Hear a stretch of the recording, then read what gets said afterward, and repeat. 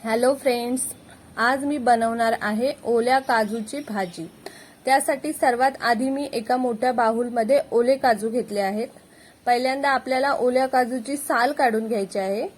त्यासाठी मी बाउलमध्ये गरम पाणी ओतून 10-15 मिनिटे ओले काजू भिजत ठेवले आहेत आणि 10-15 मिनिटांनंतर आपण त्याची साल काढणार आहे। गरम पाणी टाकल्यामुळे ओल्या काजूची साल तुम्ही इझिली काढू शकता। त्यासाठी मी यामध्ये गरम पाणी ओतले आहे। आता 10-15 मिनिटे आपण बाहुल तसंच ठेवूया आणि 15 मिनिटांनंतर आपण काजूची साल काढायला घेऊया। तुम्ही पाहू शकता इथे मी इझिली ओल्या काजूची साल काढू शकते गरम पाणी टाकल्यामुळे। तर आता आपल्याला सगळ्या काजूंची साल काढून घ्यायची आहे। तुम्ही पाहू शकता आता सगळ्या काजूंची साल काढून झालेली आहे। तर आता आपल्याला काजूची भाजी बनवायची तयारी करायची आहे। त्यासाठी मी इथे पाव वाटी सुक्या खोबऱ्याचे तुकडे, एक लहान कांदा, अर्धा टोमॅटो, 7-8 लसणाच्या पाकळ्या, अर्धा इंच आलं आणि 5-6 सुके काजू जे मी पाण्यामध्ये भिजत ठेवले आहे। आता आपल्याला कांदा, खोबरं, टोमॅटो, आलं आणि लसूण हे सगळं तेलामध्ये फ्राय करून घ्यायचं आहे। थंड झाल्यानंतर त्यामध्ये थोडीशी कोथिंबीर ऍड करायची आहे आणि भिजवलेले काजू आणि हे सगळे एकत्रित करून ह्याची आपल्याला मिक्सरमध्ये पेस्ट करून घ्यायची आहे।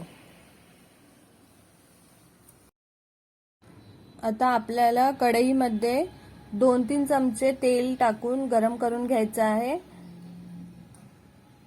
थोडंसं हिंग ऍड करायचं आहे आणि आपण वाटलेलं साहित्य यामध्ये ऍड करून छान असं परतवून घ्यायचं आहे। यामध्ये आपल्याला 1 टीस्पून गरम मसाला, 1 teaspoon red chilli powder, 1 teaspoon homemade मसाला टाकून छान असं परतवून घ्यायचं आहे। मसाल्यांचे प्रमाण तुम्ही कमी जास्त करू शकता। आणि आता आपल्याला हे सगळं तेल सुटेपर्यंत छान असं परतवून घ्यायचं आहे। आता यामध्ये आपण चवीनुसार मीठ ऍड करू आणि मिक्स करून घेऊ।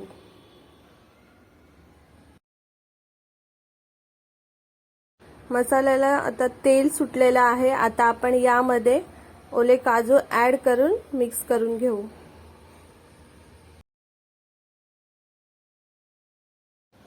आता आपण यामध्ये थोडंसं गरम पाणी ऍड करू।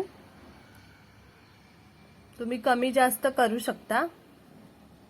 गरम पाणी ऍड करून याला झाकण लावू आणि भाजी 15-20 मिनिटे शिजायला ठेवू।